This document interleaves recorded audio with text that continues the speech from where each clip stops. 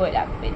কারণ বাথরুম যদি নোংরা থাকে তাহলে আপনার মধ্যে কিন্তু রাহু কেতু দোষ থাকবে, রাহুর দশা থাকবে।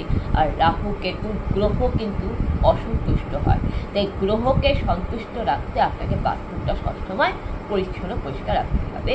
আর বাথরুমে কখনোই আপনি বালতিতে, অনেকে দেখছি স্নান করার পর বালতিতে আধা বালতির জল রেখে দেয়, আধা বালতির জল নাই, অথবা স্নানের ব্যবহার করা নোংরা জল বালতিতে রেখে দেয়। এই কাজটা আপনি যদি করেন তাহলে আপনার চন্দ্রমা খারাপ হবে, মা গঙ্গা অসন্তুষ্ট হবে। এটা আপনার মধ্যে নেগেটিভ এনার্জি প্রবেশ করছে, যার ফলে আপনার ডিপ্রেশন বাড়ছে। সুতরাং যার ফলে আপনার পরিবারে কিন্তু অশান্তি লেগে আছে। তাই বাস্তুশাস্ত্র মতে কখনোই স্নানের জল ব্যবহার করে বালতিতে রেখে দেবেন না, অথবা বালতিতে যেন, গামলা বালতিতে যেন, অথবা বাথটবে যেন কোনো নোংরা জল, স্নানের জল ব্যবহার করা জল যেন না থাকে। পারলে আপনি বালতিটা খালি করে বালতি গামলা ঢাকনা দিয়ে রাখবেন, অথবা উল্টো করে রাখবেন। আর নয়তো পরিষ্কার জল, একেবারে 90% বালতি পূর্ণ ভরা জল আপনি রেখে দেবেন। মগেও তাই করবেন, হয় মগটাকে উল্টো করে রেখে দেবেন, খালি মগ, আর নয়তো পরিষ্কার পরিশুদ্ধ জল 90% মগের মধ্যে রেখে দেবেন। বালতিতেও তাই, গামলাতেও তাই। এতে আপনার চন্দ্র আপনাকে পরিচালিত করবে, আপনার পরিবারের চন্দ্র পরিচালিত করবে। কারণ জল হচ্ছে চন্দ্রের প্রতীক। জলের অপচয় করবেন না। জলের অপচয় করা মানে হচ্ছে আপনার কুণ্ডলিতে থাকা, আপনার রাশিচক্রে থাকা চন্দ্রমা অসন্তুষ্ট হচ্ছে। তাই চন্দ্রমাকে আপনি সবসময় শুদ্ধ রাখতে আপনি জলটাকে সঠিকভাবে ব্যবহার করবেন।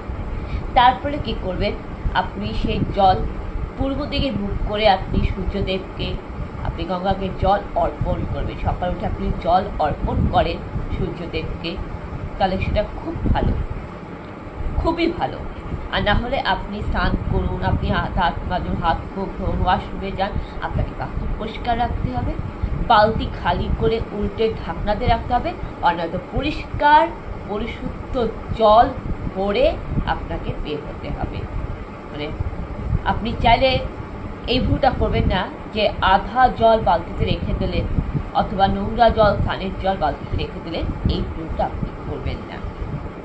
হয় আপনাকে বালতি খালি করে উল্টো করে রাখতে হবে, নয় আপনাকে 90% বালতিতে জল করে রাখতে হবে। আর যখন আপনি স্নান করবেন, যখন আপনি ওয়াশরুমে বাথরুমটা ধোয়াবেন, তখন আপনি আপনার যত দুঃখ কষ্ট, আপনার যত ডিপ্রেশন, আপনার যত রাগ, যত চিন্তা যা আছে, ওই জলের সাথে আপনি প্রকাশ করতে করতে ছাড়বেন।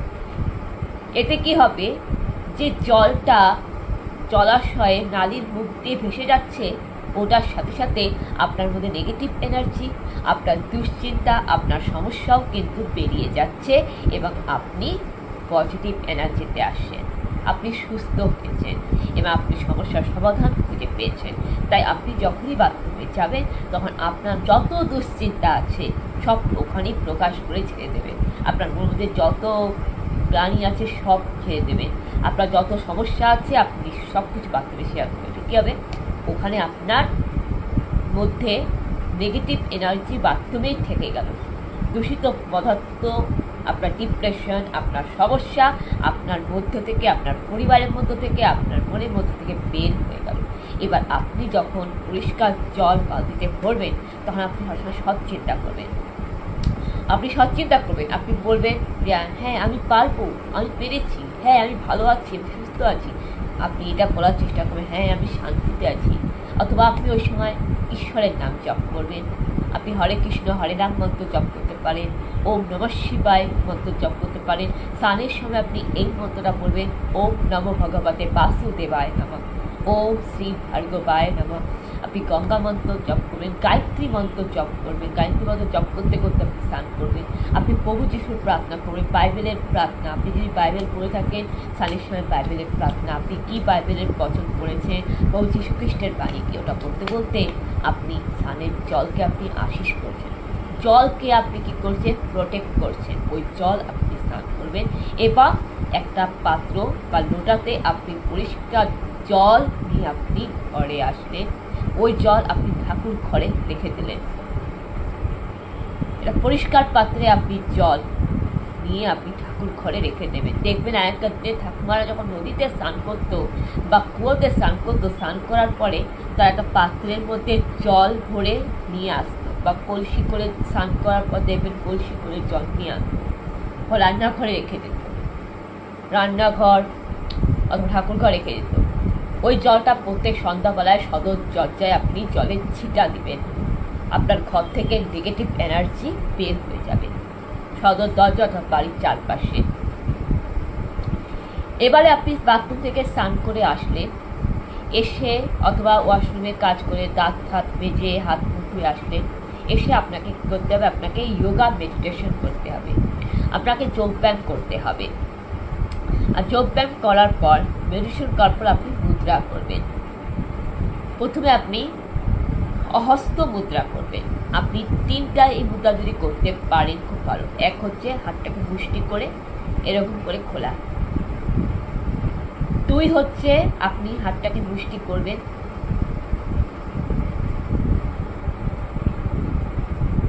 এটা হচ্ছে 2। 3 হচ্ছে আঙ্গুলটাকে এইভাবে নাচাবেন।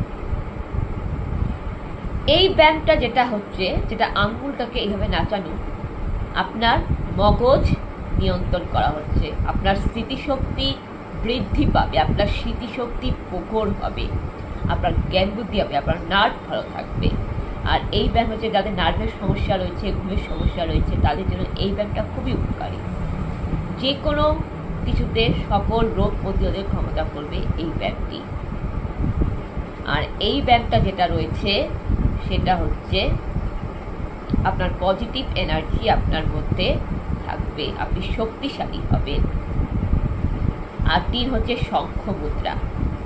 এই শঙ্খ মুদ্রা খুব ভালো, আপনার স্কিন ভালো থাকবে, আপনার মাথার চুল ভালো থাকবে, আপনার চেহারা ভালো থাকবে।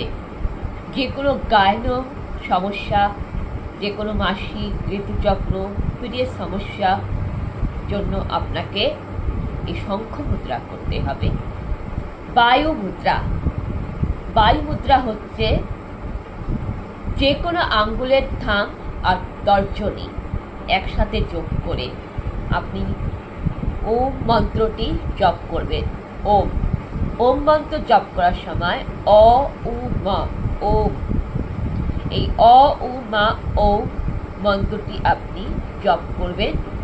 আপনি পদ্মাসনে বসে চোখ বন্ধ করে এই বায়ু মুদ্রার দ্বারা আপনার হাতটাকে এরকম বায়ু মুদ্রার দ্বারা তর্জনী আর বুড়ো আঙ্গুল দিয়ে এই জায়গাটায় ভালো করে লক্ষ্য করুন, একদম এই জায়গাটায় বুড়ো আঙ্গুল ঠেকিয়ে বায়ু মুদ্রার দ্বারা ওম মন্ত্র জপ করবেন। অথবা আপনি শ্বাস নেবেন, শ্বাস ছাড়বেন। এতে বায়ু মুদ্রা আপনার ফুসফুস, আপনার অ্যাজমা, আপনার হার্টের সমস্যার জন্য এটা খুব উপকারী, খুবই উপকারী, এটা আপনার ফল পাবেন। আর ব্রহ্ম মুদ্রা। ব্রহ্ম মুদ্রা হচ্ছে বুড়া আঙ্গুল, বুড়া আঙ্গুলের রেখা 3 নম্বর দাগে তর্জনী আঙ্গুলের মাথা ঠেকিয়ে তারপরে মধ্যমা আঙ্গুলটাকে তর্জনী আঙ্গুলের উপরে এইভাবে নিয়ে আপনাকে একদম এরকম করে, এটা ব্রহ্ম মুদ্রা। সকালবেলা ঘুম থেকে উঠে ব্রহ্ম মুদ্রা জপ করবেন, ব্রহ্ম মুদ্রা। তারপরে এই তর্জনী আর মধ্যমা আঙ্গুলটাকে বন্ধ করে বুড়ো আঙ্গুল দিয়ে ঠেকিয়ে জাস্ট শুধু কড়ি আঙ্গুল আর অনামিকা আঙ্গুলটাকে এইভাবে, এটা হচ্ছে জ্ঞান মুদ্রা। এই জ্ঞান মুদ্রা, ব্রহ্ম মুদ্রা, শঙ্খ মুদ্রা মুষ্টিকর আর মাইন্ড ব্লোয়িং, যেটা মাথাটাকে আপনাকে নিয়ন্ত্রণ করবে।